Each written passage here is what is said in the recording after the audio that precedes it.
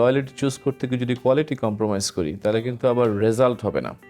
তখন আমার খুব কাছের লোকরা আমার সাথে কাজ করবে কিন্তু ডেলিভারি হবে খুবই মুশকিল। ম্যারিয়েট একটা কথাকে বিলিভ করে it's not the business we do, it is also how we do the business. Let's say আমরা আমাদের আগের জেনারেশনে যেটা 10 বছর লেগেছে, আমার মধ্যে new generation can do it in 5 years। Success কি শুধুই বিদেশে গিয়েই পাওয়া যায়? Or can you build a world-class legacy right here on this very soil?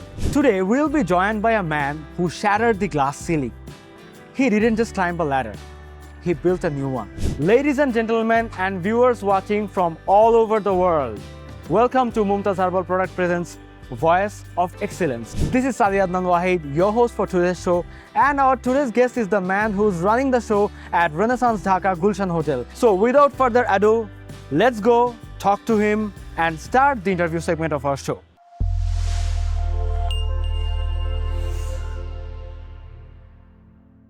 Viewers, আমাদের সাথে এখন স্টুডিওতে আছেন the General Manager of Renaissance Dhaka Gulshan Hotel. Please welcome Mr. Amin. Hello sir, welcome to the show. Thank you. Thanks for having me.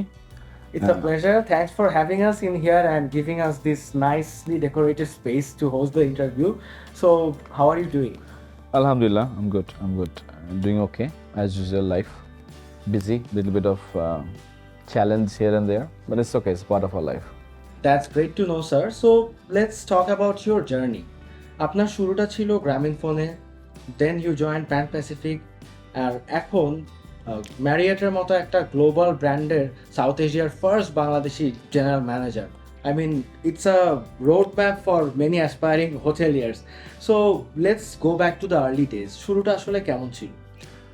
Shuruta was good. I think I was lucky to get an opportunity with Grameen Phone after my graduation. At our time, 2005-06 ওই সময়ে telco job was very exciting, very fascinating, and every student যারা graduation complete করেছে সবার একটা dream job ছিল যে maybe with telco. So I was lucky. Started with a department called international roaming, and lately I worked for priority sales in Grameen Phone. So I started my hotel journey with Pan Pacific in 2008. So I would say like I did not join as a hotelier, but it was like a corporate sales of a hotel. So I was almost doing the same job that I was doing in Grameen Phone. But it was very fascinating. It is different. Of course, at that age, we are also young. Five-star hotel কাজ করাটা ছিল sort of a dream, and it's very aspiring. So I worked there for 2 years in Pan Pacific, and then 2010 started with Westin Dhaka. Westin Dhakaর জবটাও খুব interesting আসলে। I went for a site inspection, and one of my friend was working there, and then she said like, why don't you meet my general manager? So I meet the GM, and he asked me a question that, do you think if we offer you a job, would you join? I said, sir, why not? That time Westin was like, the number one brand. And then he asked me 1 or 2 questions, and probably I gave a satisfactory answer. And then he called HR that give an offer letter. So I got an offer letter. Right there on the spot. Right there on the spot. And then I spoke to my boss that time that, I had an offer from Westin. Interestingly, my boss was also working under the same GM, because this GM was I think a senior management guy in Pan Pacific. So he said like, yeah, my boss offered you a job, and Westin is that time in 2010 was market leader. Why don't you join? So then I joined Westin, and then my journey with Renaissance Dhaka I think is quite exciting. I'm very happy and proud to be a member of this family. I get a lot of support from my ownership, from the Marriott team itself, and this hotel is also ramping up. So I kind of had a skill set to probably help the hotel and the institute that was suffering. So এটা আমার একটা সুনামও হতে পারে আর কি, and এই হোটেলটাও আলহামদুলিল্লাহ last 3 years we had a good ramp up. Of course, in between the political instability and etc., all these things are there, but that's part of our life and business. So with that, so far I think career goes on, and I was hoping that I will be a general manager someday. That was the dream from the beginning. That is not the dream. Maybe I want to dream further, but maybe a short-term goal was to be a property leader. Yes, I was a property leader in 2019 for 6 Seasons Hotel, but I stepped down when I joined Marriott again in Westin and Sheraton. But I wanted to be a general manager of an international hotel. It's a challenging job for a Bangladeshi to be a general manager of an international hotel. There are a lot of dynamics play around to achieve that positions. Wow, quite a remarkable journey, and I must add that I also agree যে আসলে if we are qualified then the nationality or skin color shouldn't matter, right?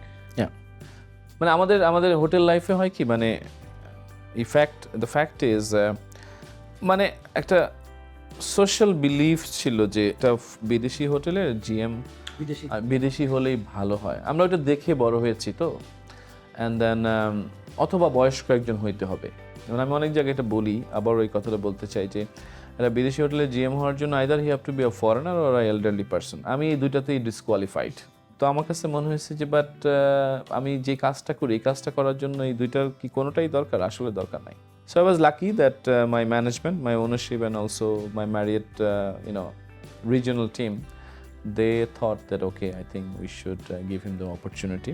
But I think opportunity I'm peachy, but I also have to prove that position coming to me, and I justify that I really deserved it, and that will probably example for the future.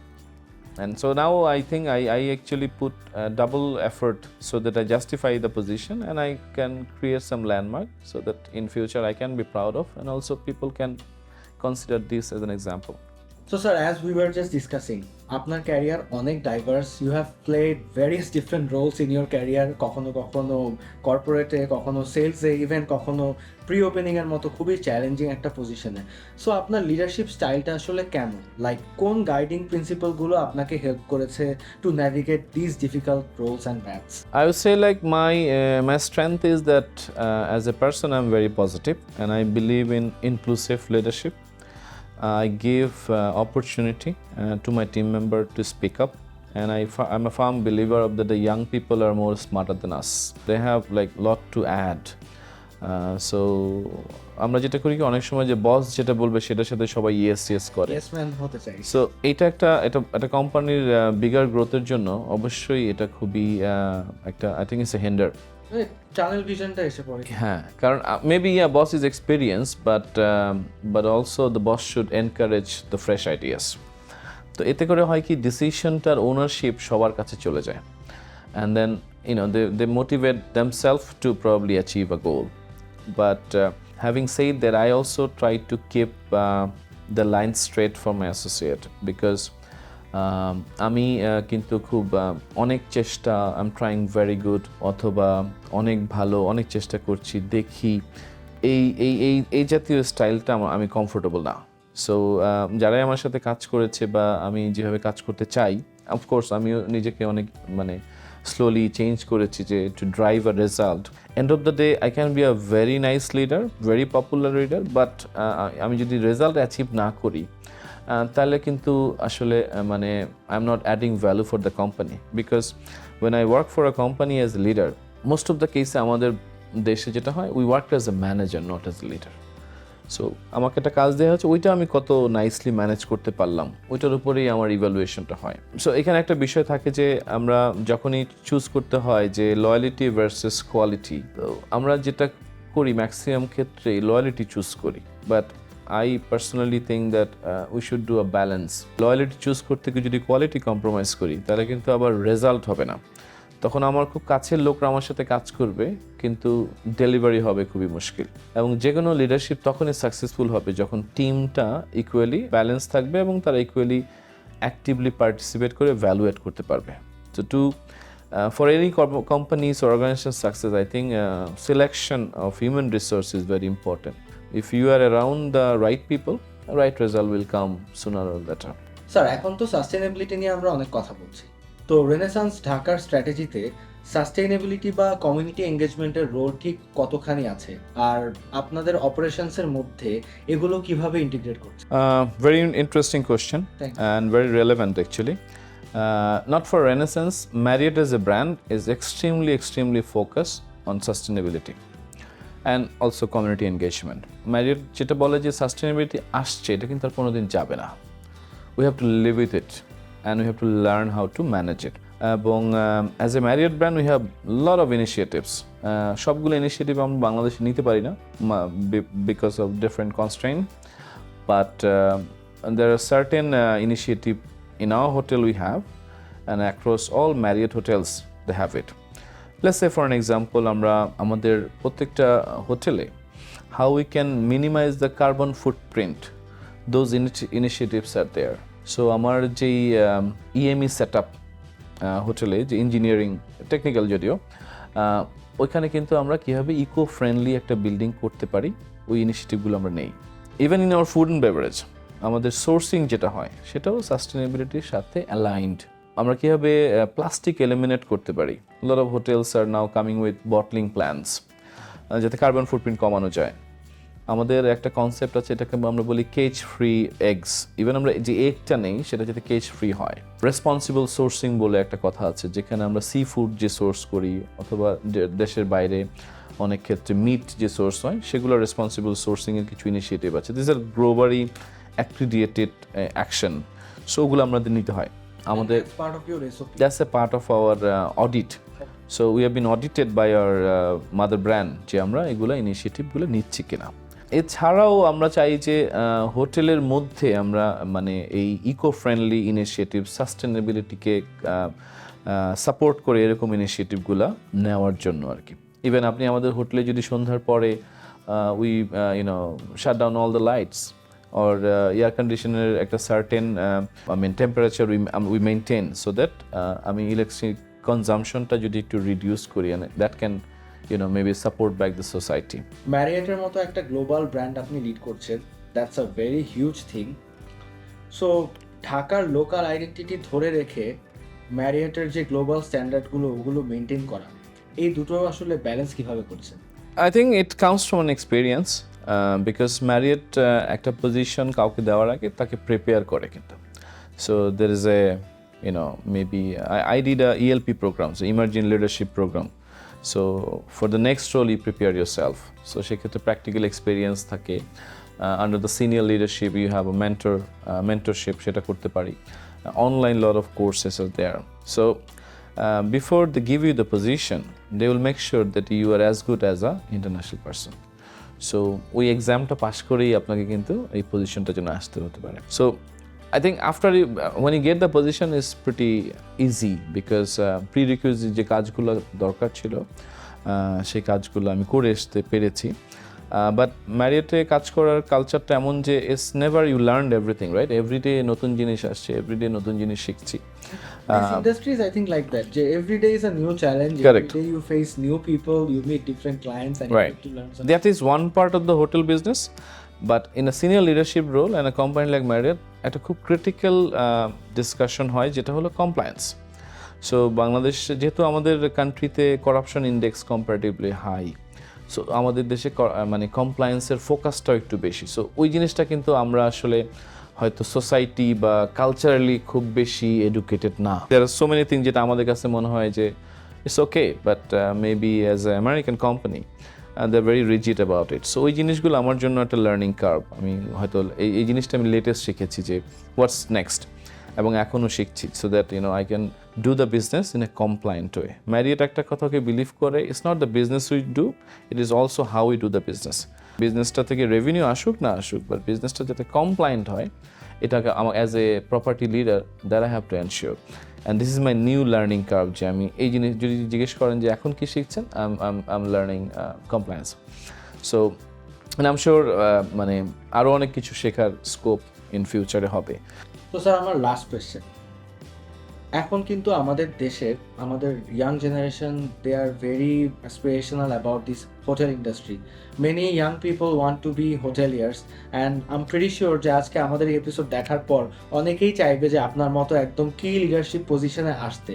So if they want to sit in your chair maybe in the next 5 or 10 years, what qualities do they need to have, how they can prepare themselves, and last but not the least, what's your upcoming plan for this hotel? Coming to your first question is আমাদের যে new generation, I'm very happy যে these people are very smart, but also they want to get everything so fast. এটা মানে hospitality ইন্ডাস্ট্রির জন্য maybe it works backward, মানে একটু patience থাকতে হবে এবং অলসো কাজটার ব্যাপারে প্যাশনেট হইতে হবে। সো হোটেল ইন্ডাস্ট্রি এন্ট্রিটার জন্য if the person has basic communication skill, I think the entry is comparatively easier, but মানে এন্ট্রির পরে আসলে হার্ডেলটা শুরু হয়, because it is very applied and hands on experience ছাড়া সিনিয়র লিডারশিপ রোলে গ্রো করাটা আমার মনে হয় comparatively difficult. But let's say আমরা আমাদের আগের জেনারেশনে যেটা 10 বছর লেগেছে, আমার মনে হয় new generation can do it in 5 years because they more smart, but ওই 5 years-এর এফোর্টটা তাকে দিতে পারতে হবে। So with a positive frame of mind if they join, and initially সে যদি তার গোলটাকে সেট করে যে না in 5-10 years I will achieve that, and then accordingly আমরা স্মার্ট গোল বলি না, যেটা টাইম বাউন্ড একটা গোল হলে ভালো হয় আর কি। সো সে যদি টাইম বাউন্ড কোনো গোল করে এবং সে গোলটাকে ইভালুয়েট করে যে আমি প্রতি বছরে যে গ্রোথটা হওয়ার কথা ছিল সেই গ্রোথটা আমার হচ্ছে কিনা, but also to get that growth যেই কোয়ালিটিটা তার ডেভেলপ করা উচিত ছিল সেটা সে করেছে কিনা, এই দুইটা ইকোসিস্টেম যদি প্রপারলি কাজ করে I am sure they can really grow in their career. So thank you for this amazing piece of advice. It has been a wonderful interview session, and I would pray and hope for both your continued success and Renaissance Dhaka's success, and I hope that you do achieve what you just said. Thank you so much. Thank you so much for your session. My pleasure. Before I leave, I have a last formality to do. We have a gift for you from our sponsor, which is Mumtaz Herbal products. Thank you. Viewers, that was Mr. MD Amin sharing his journey and insights, and I'm pretty sure আপনারা অনেক motivated হয়েছেন। আর that was all for today's episode. Next এপিসোডে আবারও ফিরে আসবো city FM এর পর্দায় নতুন কোনো গেস্টকে নিয়ে, নতুন কোনো সাকসেসফুল মানুষ আর তার মোটিভেটিং স্টোরি নিয়ে। ততদিন পর্যন্ত সবাই ভালো থাকবেন, সুস্থ থাকবেন, সিটি এফএম এর সাথেই থাকবেন এবং Mumtaz herbal product presents voice of excellence দেখে অনুপ্রাণিত হতেই থাকবেন। Till then, bye by.